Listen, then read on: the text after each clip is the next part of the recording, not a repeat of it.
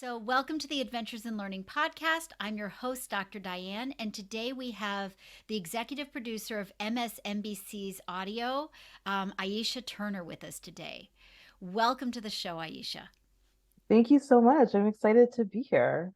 So, you and I met this summer in Colorado at Steve Spangler's Science in the Rockies, and you were tagging after a pretty amazing woman at that conference. I wanted to do a quick shout out It to your was. mom. She was one of my favorite people in my workshop, and I'm so glad she introduced us. Yes, she's one of my favorites as well. She was really the whole reason I was out west this summer. And it was really fun to like just be a part of like the teacher community for the summer. That was my second time going to a Steve Spangler event with her. We had gone to the Alaska cruise last summer. And so we were excited to like also do the Rockies one. So yeah, Now I'll you tell her you just said have to do hi. Iceland. Yeah, yeah, that's the next one. There's a lot of hiking in Iceland though. I So we'll see highly if recommend it, though. I did Iceland okay. earlier this summer, and it was absolutely incredible. Steve dared me to do the first podcast from inside a volcano, so I did. Did you? Oh wow. We actually recorded inside the volcano. It was pretty amazing. Oh my gosh. I hope you got good sound, but even if you didn't, it's worth it. It was decent sound, and there's actually a video that went with it that's out on YouTube. But it was so much fun. I can't speak highly enough about the experience. It was definitely changed the way I look at the environment and look at the world and sort of the things we can do for climate action. How? It got me thinking just in terms of what they're doing as a community. It made things like Mm, the glacial melt really visible. We were mm, standing on a glacier, and you can see an entire football stadium of what's melted in the last 10 years. That's a mm, powerful visual image, and it gets you starting to think about what changes can I make at home? Who do I need to write to? How do I become more active in terms of speaking out on issues like that? So for me, it was things like that, the things that made what's really abstract very concrete. mm. So I think trips like that, whether you can do them in person or somebody takes you along on them through a podcast or a blog or the visuals, I think those kinds of things make a huge difference. That's amazing. Awesome. So let's talk about you. You're a storyteller. You're the executive producer of MSNBC Audio. And I know you've been involved in StoryCorps. You produced Into America. You've been part of public radio. How did you become Aisha Turner, executive producer? I sometimes feel like I fell into it. It sometimes still shocks me, honestly. But it actually makes so much sense. I always loved TV and media and like storytelling growing up. Basically, like I would go home every day and watch Oprah, and like I would watch Oprah like while I did my homework, and it's like what was like just always on. And I remember I would like on snow days in school, like I would love to like it wasn't really about sleeping in for me. It was about like I got to watch more of the Today Show. It's like I was like really excited about that. And I did the school newspaper, when I was in high school, but I always kind of did like the school newspaper in college, worked on the Black Student Alliance magazine. I always sort of did it for quote unquote fun. And always thought like, oh, I'll be like a lawyer or I'll work in politics or work in like nonprofit world. And then it really was like late in college when I was like in a class where we were really studying the media's impact on the policy process. And I just was like, found myself like really interested in that and really like excited about that course. And it all of a sudden just like occurred to me I could actually work in media. I'm like, oh yeah, someone has to do this thing that I really love doing. And it doesn't have to just be an extracurricular. Um, and so I just started applying to internships and did like an internship at the local I think it was actually the local NBC affiliate in North Carolina. And did that for a little bit and then just like was always sort of like, how can I do more of this? I don't know. And when I graduated from school, I got a fellowship at the PBS NewsHour. And so that was sort of like I would say like my journalism school in a way was working there as a desk assistant, and because you got to move around departments every 2 months, and you got to work at like the foreign affairs desk, or you got to work in the tape unit, or you got to work on like the news desk with like breaking news, and just like get a sort of like 360 view of how they put the show together. And I thought it was fun and just kept going. And would have moments where I would kind of come in and out of journalism because I am someone that is curious about a lot of different things, which I think is par for the course for journalists. And I spent some time abroad studying and doing fellowships in Europe, and then when I came back to the United States in 2016, heard about a job in Milwaukee, but that was like specifically focused on radio production and like doing podcasting and more narrative storytelling. And that I think really shaped a lot of how I approach my work today, because I'm still in audio. I'm still really interested in like narrative work. I feel really like I don't work in local news anymore, but I still sort of think about like if I were in local, like how would I feel accountable to a community? So yeah, I think it was really just like got here through like a combination of just chasing what felt interesting and what felt exciting to me. And tell us what it is you do now. What is your job at MSNBC?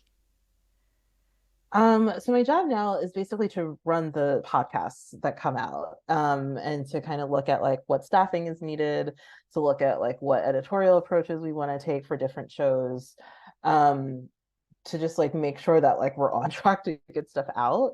The main show that I work on is Into America.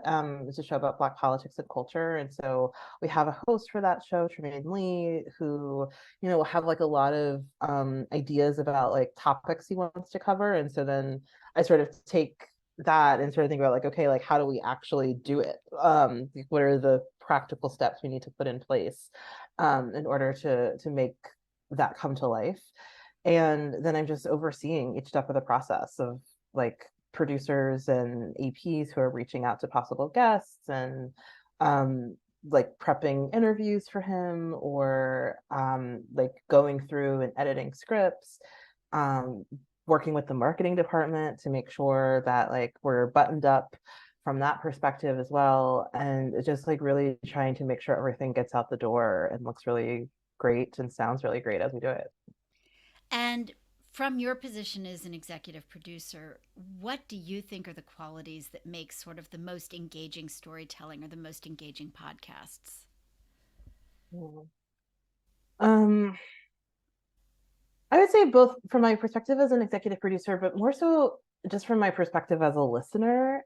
I love work that is beautifully done, that has like a high quality of like just like really clean sound, and can uses like different interesting like scoring to bring something to life. I love um podcasts that are really rooted in um like intimate storytelling, where people are sharing something that like maybe they wouldn't in day-to-day life, but they're kind of working through a moment in their life that has been really pivotal to them.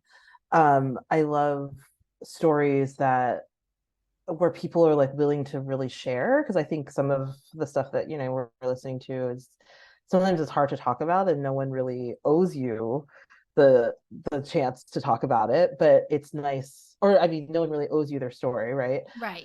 People don't have to share, but when people want to share and are ready to, I think it's just so beautiful, and it's like such a wonderful moment to kind of see someone else's journey and reflect on your own. And so I love that. I also love podcasts that like make me think about a moment in time differently than maybe I would have, like sort of like challenges like your assumptions.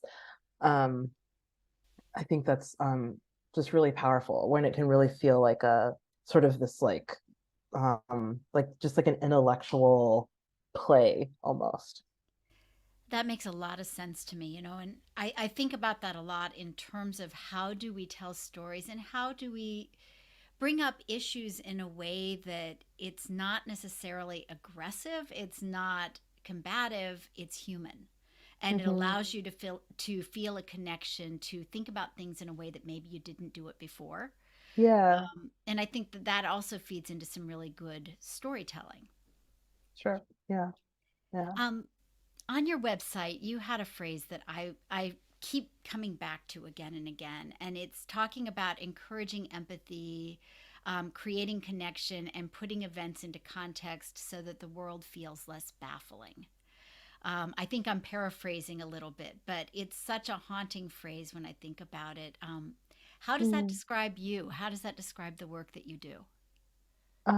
Well, thanks. Thanks for, I'm glad that resonated so much. Um, I think it ultimately describes what drives me, and it's something that it's hard to, it's easy to get away from that sometimes, right? Because you're like, okay, we have to put this thing out and just whatever sounds good, let's do it. And I think it's good. It's like for me, I like to kind of come back to like, okay, when things get chaotic and when you're up against the deadline and you're trying to figure out the next project, just trying to figure out the why at the center of it. And so to me, I just see how much is influenced by like misunderstandings of one another or just like a closed-mindedness towards one another.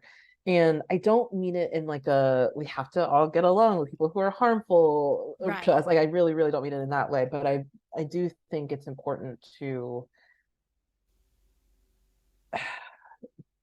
just move with the world with a sense of compassion and a sense of grace. And I think that there is so much storytelling that doesn't do that, that like really strips the nuance out of something. And to a certain extent, it's inevitable because a story has to just like, you got to get to the point. You only have so much time, right? Um, but I think as much as we can, like, as storytellers, be thinking about like, okay, like, how do we handle someone's story with care? Because like so much negativity can come from not doing that. It really is like the driving force for me, and really it probably goes back to what I was saying before of like I took that class of like on how media influences the policy process. um I think it kind of goes back to that where it's like, okay, what kind of media is like creating perceptions of Black communities or immigrant communities or queer communities, um, and how is that then impacting like the political policies that are like that might be holding people back. Um, and so wanting to just make sure that the any work that I do or that I'm involved with is like really constantly like reflecting and challenging itself. Um, and that also means like for me too, reflecting and challenging myself because we all have like our Of blind course. spots. Um, and just wanting that to be a core part of my work.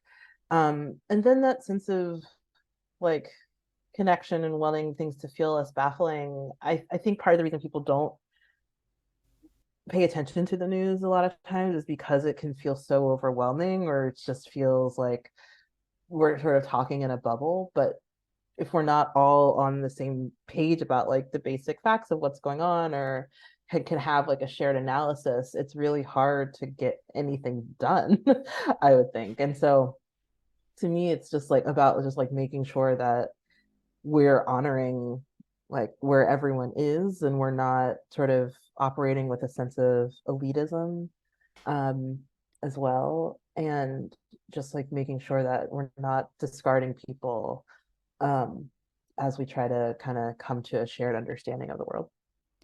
Who do you thinking about building those connections and engaging audiences? If you could reach out and bring audiences into a shared connection, who would you want to target and why? I guess there's like a few answers to that. One answer to that would be people who are generally like apathetic or feel a sense of hopelessness.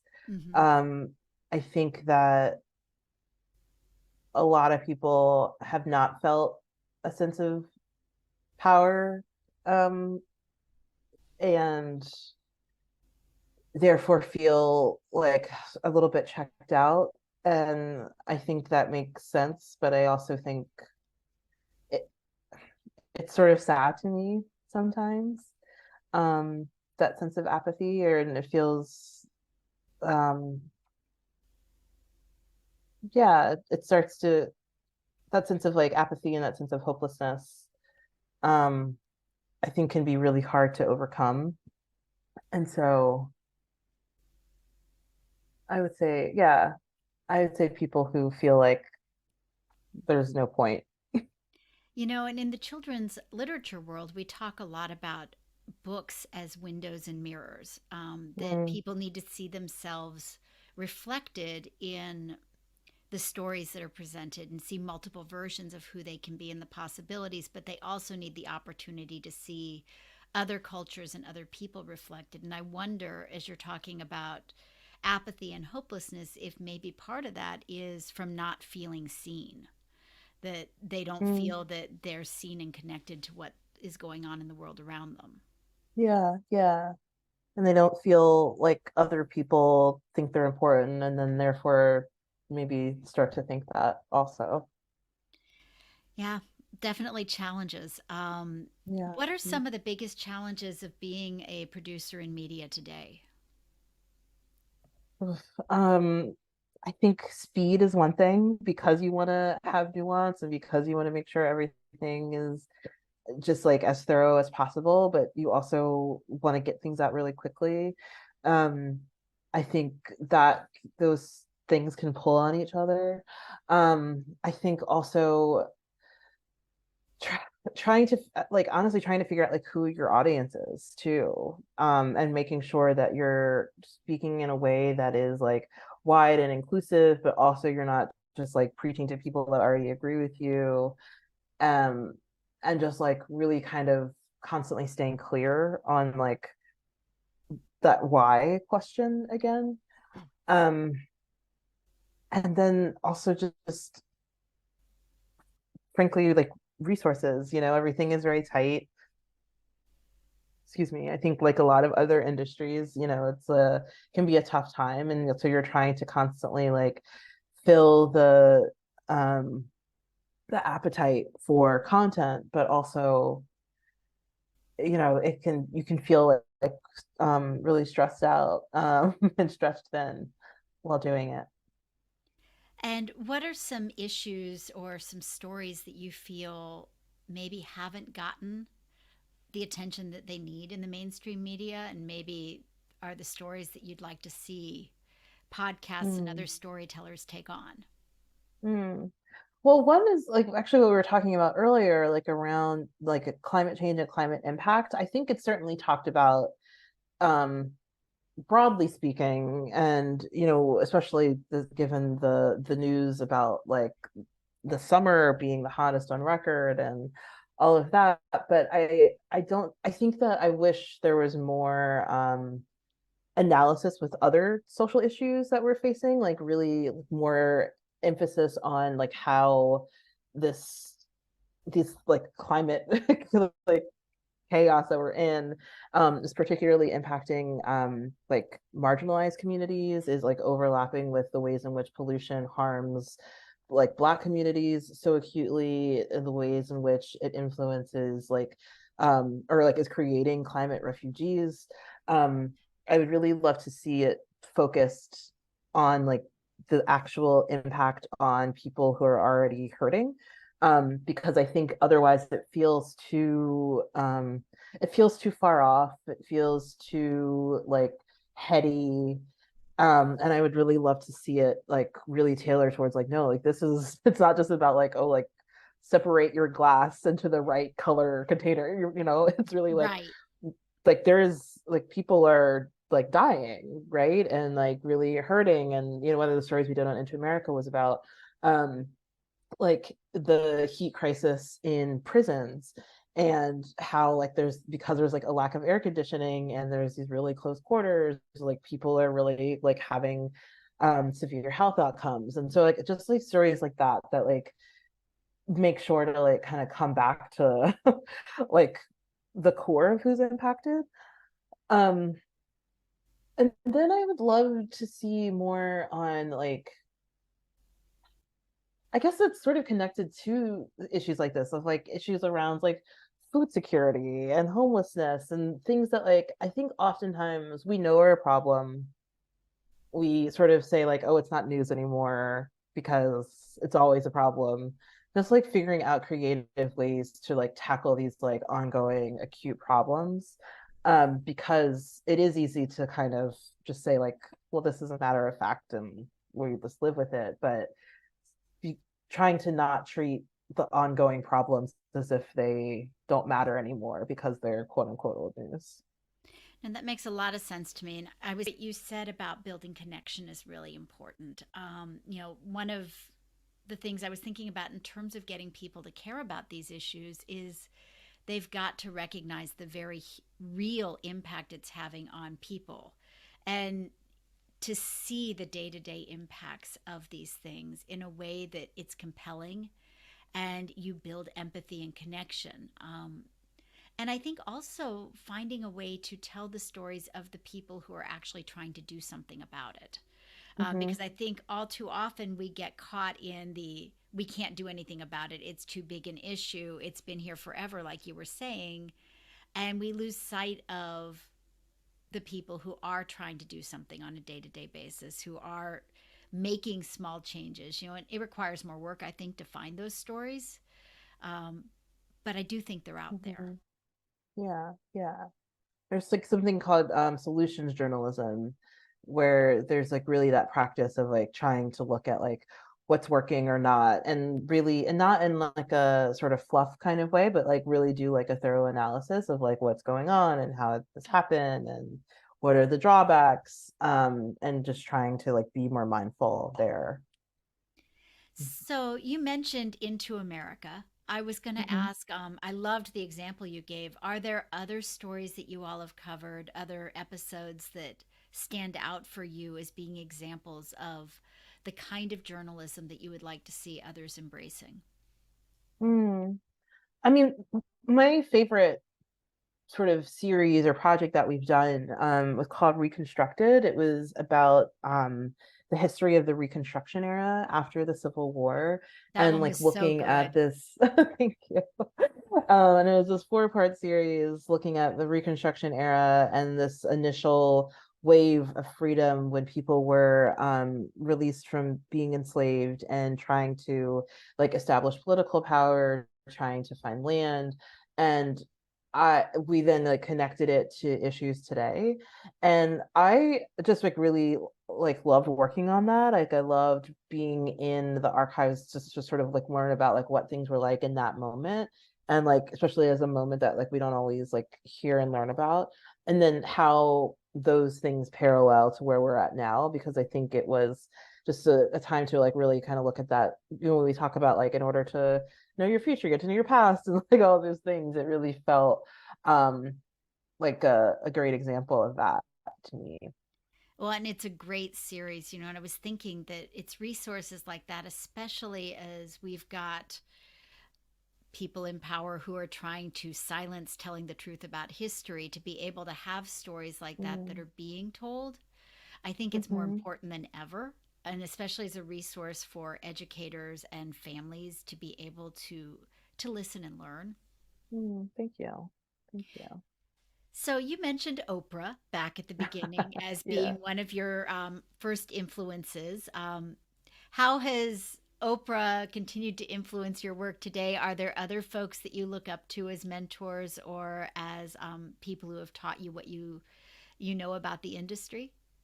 Yeah. Well, so Oprah, part of the reason I like always think about her is like I just she she always just like seems to bring herself to the work, and just like really show up with like genuine like curiosity and openness, and it seemed to be able to cover a range of topics that like maybe for some people would have felt taboo or hard to talk about, and I just and she was like able to do it with that like a real sense of what seemed like just like open-mindedness and empathy. And so that I think has like influenced like what I do now quite a bit. I mean, I think my sort of current journalist crush um is like has to be Nikole Hannah-Jones. Like even before she did 1619, I just like loved her reporting on around education and that ability to like, take history, bring it forward to today, put it in a context of like personal storytelling. I just think is like masterful. In any interview I listen to, like I could just like listen to her forever. And especially now that she has like really, really blown up even more and become more of a force. Um, I I just really like respect and value her voice in the world. And so I suppose she's my new Oprah. I agree. She's amazing. And Yeah. so, quick things. You mentioned curiosity. What are you most curious about today? Oh my gosh. Well, mostly right now I'm curious about the vacations that I'm going on. I'm going to Costa Rica in a little bit. So I'm like, oh my gosh. like like learning about like other cultures really. And just like really I feel really eager to get back to traveling more and get back to like so much of my work recently has been focused on like the US and news here. And there was like a phase in my life when I was like really engaged in like more in like international affairs. And so that feels like where I'm just like feeling a little bit of restlessness now where I'm like, oh wait, I feel like I need to get back to like understanding like other contexts and other ways of life and other political systems. And yeah, I'm excited to be traveling more and just learn about different places in the world and how it all comes together. So, Costa Rica's next. What else is on your bucket list? Um, my bucket list is long. That's Costa okay. Rica's Mine on is too. it, South Africa's on it, Morocco's on it, Colombia's on it, Japan is on it. Yeah, pretty much everywhere. And what's the best book you've read recently? Ooh. Okay, so it's like not academic at all, That's and I'm okay. like forgetting the name of it. I'm seeing if it's nearby. Oh my God. I'm gonna like look it up to make sure I don't mess up the name. Sure. I'll ask you the Okay, it's question called again. You Made a Fool of Death with Your Beauty. You made a fool And of death with your beauty, and what's that about? it's really it's about like love and grief ultimately. It's a novel. It's about someone who has lost someone really important to them and now is trying to like figure out who they are in this era of grief and not quite wanting to let go, but also needing to move forward and just how difficult and messy that can be, but also how necessary it is. Excellent. What's something that brings you joy? Mm. Well, this is bringing me joy right now. Just Well, yeah. connecting with new people, having to reflect in interesting ways. I think taking on this new role at work and having like a new challenge. Um, yeah, just trying to keep growing. And as we're approaching 2024 and you're looking ahead to the new year, what's one adventure that you hope to take?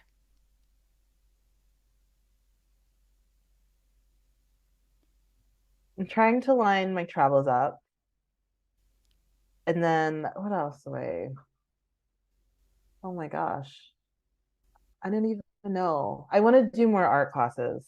And that's not like an adventure out in the world. I mean, it's an adventure, but I want to lean into that. I want to lean into like being a creator as much as possible. And what does being a creator mean to you?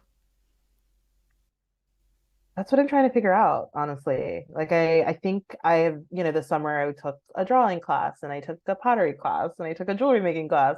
And I think it means like following my curiosity, trying to make something new out of original materials, trying to just trying to like kind of always go after and capture like that like spark that you kind of feel in like elementary school art class of like, I haven't done this before, I haven't done it in a long time, and just have it be fun and playful. Well, I wish you a fun and playful new year. And thank you so Thank much for you. being on the Adventures in Learning podcast. It has been such a joy to talk to you today. We'll share your information in the show notes so that people can follow your podcasts on Okay. MSNBC. Thank you for being with us, Aisha. Thank you so much. This is so fun.